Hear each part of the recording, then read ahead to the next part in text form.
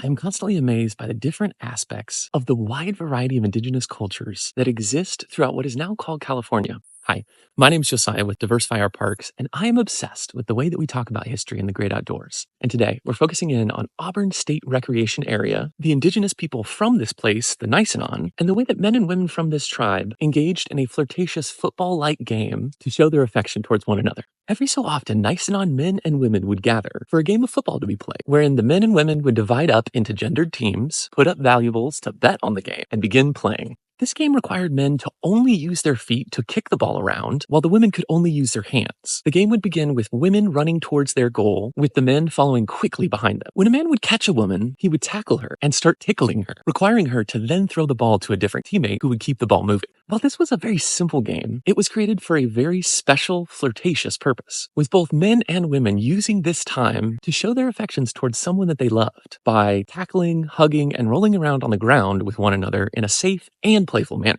The world of sexuality throughout indigenous California was definitely different, but in so many cases, so much more welcome and opening than the stifling life required by the Spanish at their time of first contact in the late 1700s. The indigenous people of California, in differing degrees of acceptance, permitted such acts as premarital sex, some cases of infidelity, homosexuality, divorce, remarriage, and even polygamy. In some areas of indigenous California, during certain ceremonies or seasons, different tribes permitted and even encouraged a sexual looseness that would have made the feeble minds of the invading Catholic fathers shudder in contempt. While these stories are fascinating, providing an interesting look into a wholly different life than our own modern ways of living and loving, it also presents us with a much deeper understanding of the ways that indigenous cultures did not require control over both men and women's bodies, forcing celibacy or taboos around one of humanity's most basic desires. Some of these indigenous groups from what is now called California help provide us the understanding that our bodies are nothing to be afraid of, not requiring us to view the opposite sex fearfully, desiring